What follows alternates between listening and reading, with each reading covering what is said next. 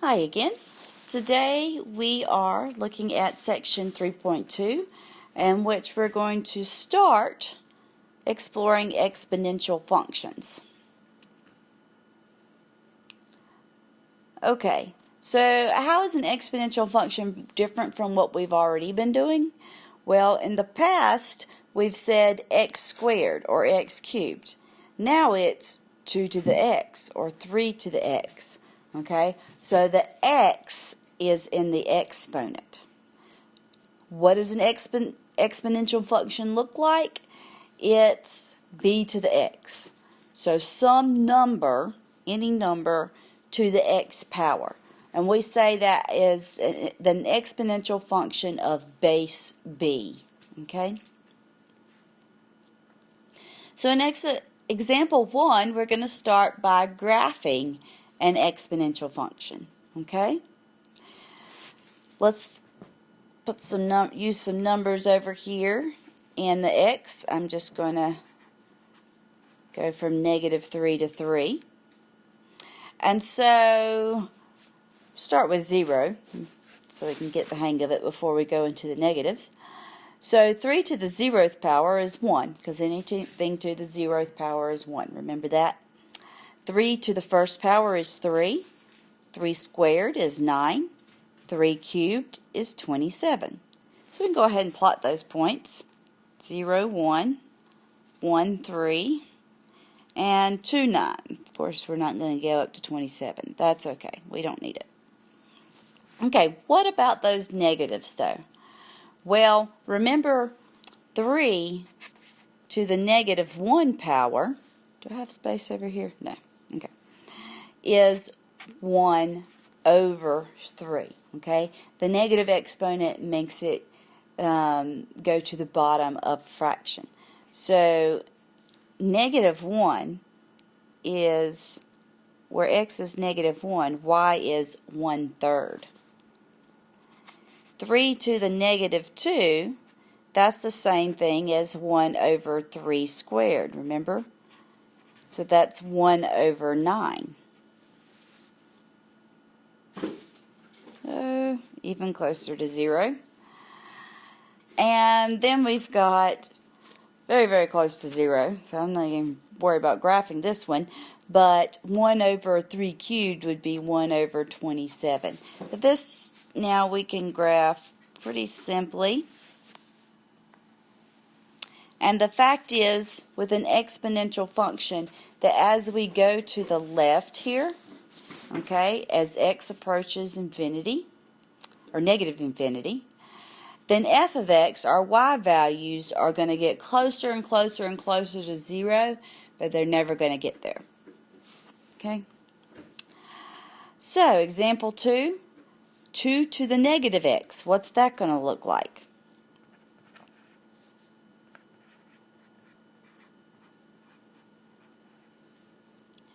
Okay, so 2 to the -0 will just be 2 to the 0 or 1. And I'm going to do the negatives first this time, because 2 to the -1 is just 2 to the +1, or 2.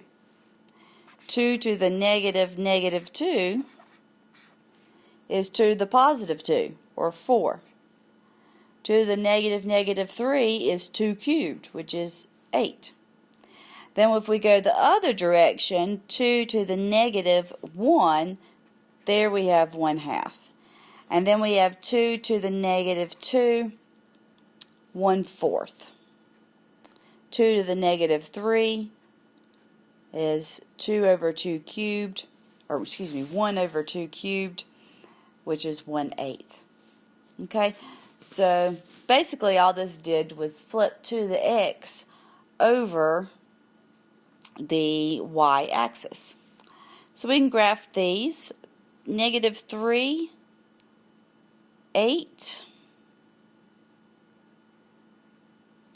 -2, 4, -1, 2, 0, 1, 1, 1/2, 2, 1/4, and even closer there. So we end up with something that looks like this, okay? So this time, as we're approaching infinity to the right, the y values are getting closer and closer to 0. And notice something else. There's two things whenever we graph an exponential function that hasn't been transformed up or down, okay? There's two things that happen. One, either to the left or to the right, y is approaching 0. And the other is we're always going to have this point, 0, 1. And that is if we haven't done something again like added 1 or subtracted or anything like that, okay? In example 3, we are going to add or subtract. So first of all, let's start with some y values. We're going to use those same y values again.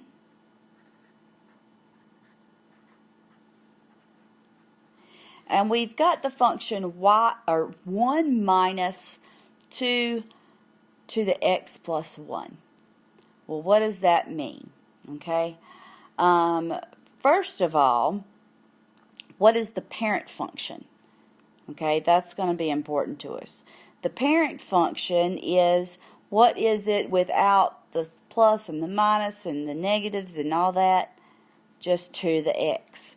So our parent function is 2 to the x.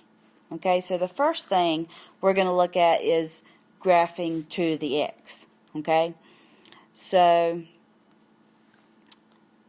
2 to the 0 is 1, 2 to the 1 is 2, 2 squared is 4, 2 cubed is 3.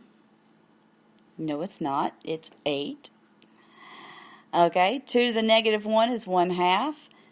2 to the negative 2 is 1/4. And 2 to the negative 3 is 1/8. Okay, so I'm going to go over here and start by graphing just 2 to the x. So we've got this point here, here, here. And I'm going to graph this dashed because it's just our parent function. We're going to do some stuff to it to get the function that we want. Okay, so 1 minus 2 to the x plus 1. The first thing I want to do with this is rewrite it. Okay, that is the same as y equals negative 2 to the x plus 1 plus 1. Now, why did I do that? Well, to make it easier to see that this 1 is being added, and to make it easier to see that this negative is in front of the 2 to the x. Okay? So what's happened here? If we go back to our transformation, so if you need to, go back and look in that section. I don't remember exactly which one it was. But when we do transformations, the first thing we want to do is start with our negative in the front. So y equals negative 2 to the x. What does that do? That flips over the y-axis. Okay? So the first thing we're going to do, and I'm going to go ahead and go over here and do this because the next two will be easier after I've got this one. So it flips over the y-axis. And so that means that everything that's on the right is going to go to the left. Now wait a minute. I've got written that it flips over the y-axis, but then I've got it graphed has flipped over the x. So bear with me a second. Let me check on this. Okay, it flips over the x. That's what I was thinking. So just going to go back here and change that y to an x. If the x were negative, if it said 2 to the negative x, then it would flip over the y. We've already looked at that. And so everything's going to come down here.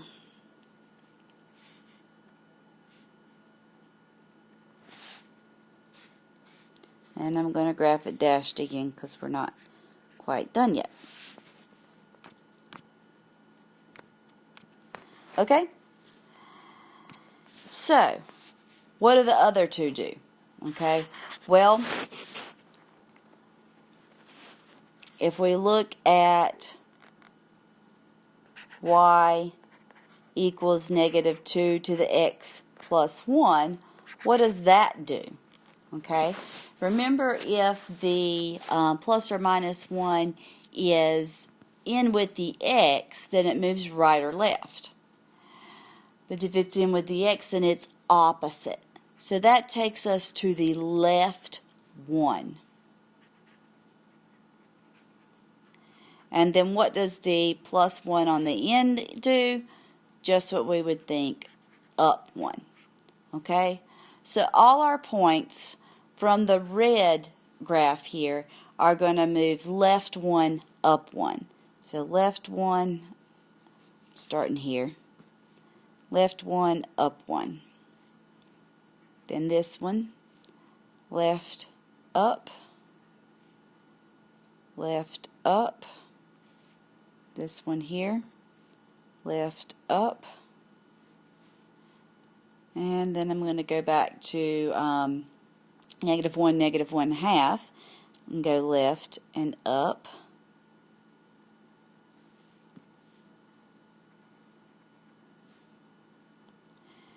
And then that point, left and up. And so you can see that it's looking like this. In this case, as x approaches negative infinity, f of x is approaching 1. Okay, as we're going to the left, it's going up to 1.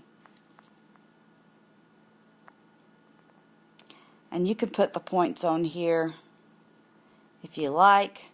That gets a little bit complicated. I'll go ahead and write them down, what they are. But it's easier, and you can do it with a table. But to me, it's easier to just use the transformations and graph it. Okay? Okay. Next, what is e? E is a number similar, with pi, okay? We use the term pi to, or the symbol pi, to represent a number that is unusual. E is representing a number that is unusual, except E repeats, unlike pi. But E is the expression 1 plus 1 over x to the x power as x goes to infinity. So as x goes to infinity, 1 plus 1 over x to the x power approaches E. And E is approximately 2.718281828 and so forth. Okay? Now, why is this important? E is this function here comes up a lot, okay, in different areas of the real world. Okay, so that's just that's why we just use E as an example, or as a representation of that number, of that function as it approaches infinity. Okay? Here's the graph of e to the x. And for example 4, it just says to evaluate e to these numbers. So e to the second power, you can just put these in your calculator. It's approximately 7.3891. And to put that in the calculator, the e button, well, on the graphing calculator, it's over the natural log. But on a scientific calculator, it's there. You would put e to the 2, like that. Okay? For this one, you would say e to the, and make sure you put your -3 in parentheses. Okay? And that is 0.0498. E to the square root of 7, 14.094. And e to the pi is 23.1407. Okay? For example 5, we're going to graph e to the x plus 1. So,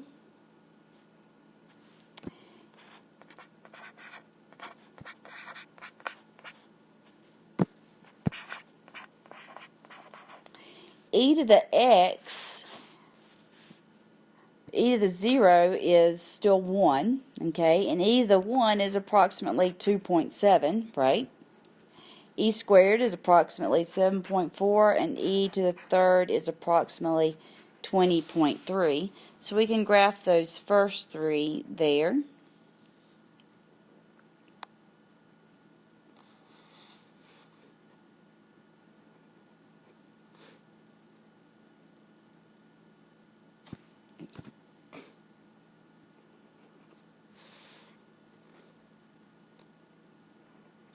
Okay.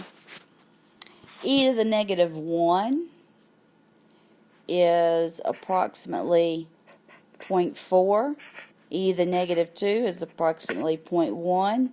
And e to the -3 is really small, approximately 0.05. So I'm going to graph at least e to the -1 here. And so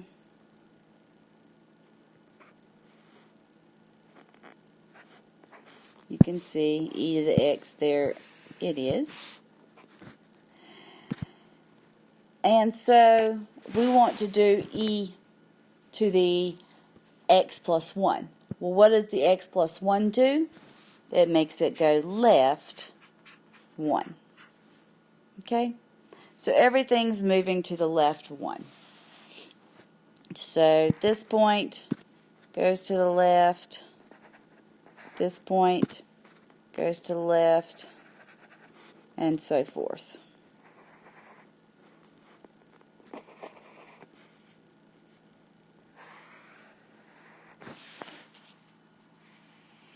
And so our function looks something like that. And if we go to our table, when everything goes to the left 1, it ends up being this. Notice everything's just moving up. Got it?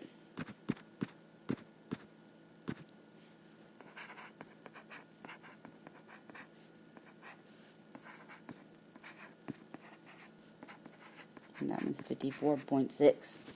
Okay. Okay, next, using exponential functions for compound interest. Okay? Remember the simple interest formula, I equals PRT. Well, compound interest means that it's compounded so many times per year. So if it's compounded monthly, that's once per month. That means that, compounded means that it factors the interest however many times per year. Okay, so if it's compounded monthly, it computes the interest each month. And in order to make that easier, so you don't have to look at 1 month at a time, you can plug into a nice formula like this, okay? And then if it's compounded continuously, well, that would be impossible to compute one at a time. So we have a nice formula that has to do with E here. So example 6 says, suppose that we have $15,000 and it's invested with 2.5% interest. Determine the amount in the account after 7 years for each option. So what if we compounded annually? Okay, well, we've got our function or a formula to plug into here. P is the initial amount, the principal. Okay. R is our rate as a decimal. So 2.5% becomes 0.025. N is how often it's compounded per year. So compounded annually, that's once per year. And then to the NT, so 1 times T for how many years? 7. So this is actually,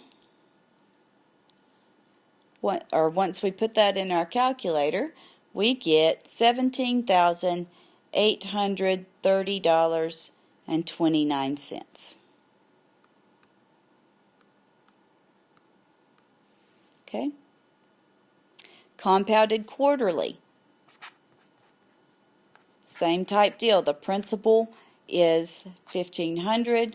1 plus, our rate is still 0.025. It's compounded quarterly, so that's 4 times per year, so N is 4, and T is still 7. That gives us $17,858.96. And lastly, compounded continuously. That formula is P times E to the RT. So our principal is still 15,000. R is still 0.025 and T is 7. Okay? So put that in your calculator. Make sure that when you do E to the, then you put all that in one set of parentheses. Okay? And so we've got $17,868.69.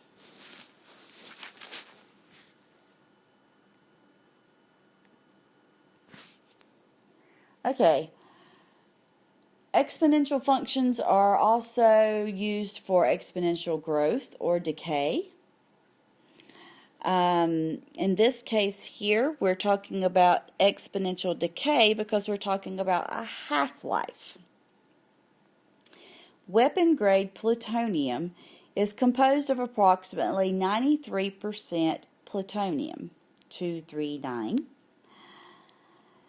The half-life of plutonium-239 is 24,000 years.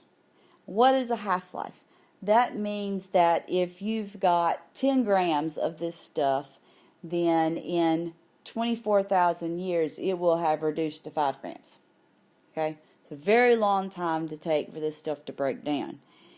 In a sample originally containing 0.5 kilograms, the amount left after T years is given by this function then. Okay? It's a half-life, the original amount, times the half-life to the T divided by whatever the half-life is. So evaluate the function for these two times. So the first one, A at the amount at 24,000 years. So we plug in.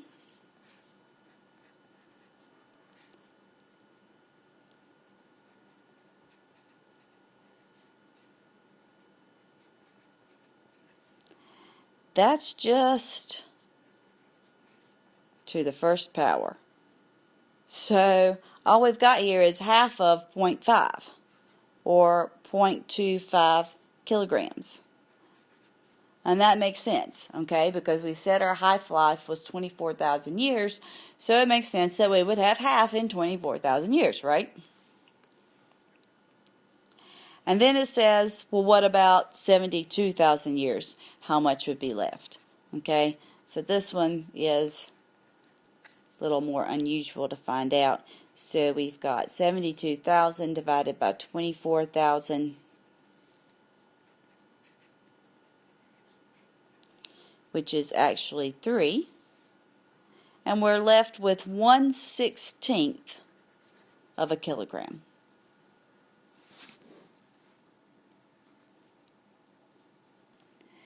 Last example, this one we're using exponential growth.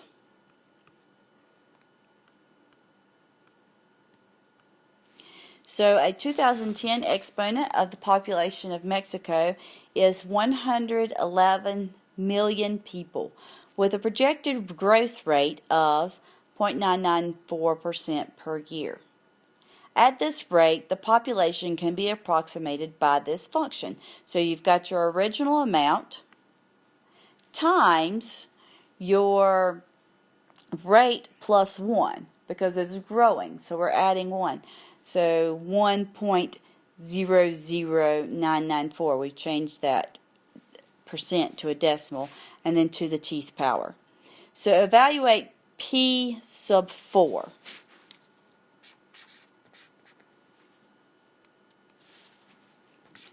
Or P at 4. So 111 times 1.00994 to the 4th power. What is that? 115. Oh, okay. So what does that mean?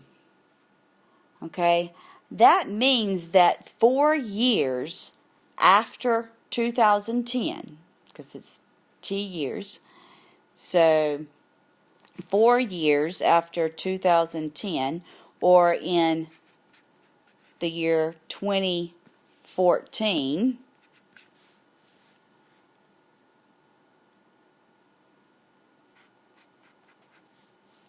so in 2014, the population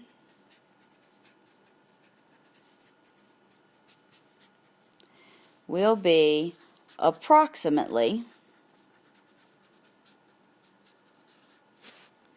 115, not 115 people, okay, that would be way too small, 115 million, so don't forget your units there, people.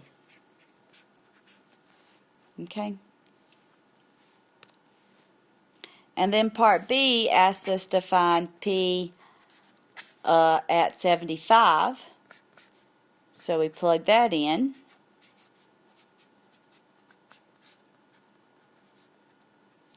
And we get approximately 233.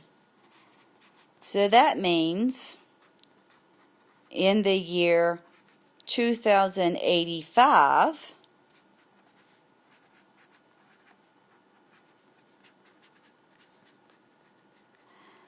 the population will be approximately 233 million people. And we could look at a graph and talk about if this makes sense. Exponential growth functions are awesome, but as you go further and further into the future, it kind of gets a little bit too high. Okay, we start going too fast. So at some point our projection will be off. So that might be a little bit, that's, you know, think about it. That's over doubling the population in just 75 years. So that might be a little bit of a high prediction, but it's prediction nonetheless. And that concludes exponential functions for today.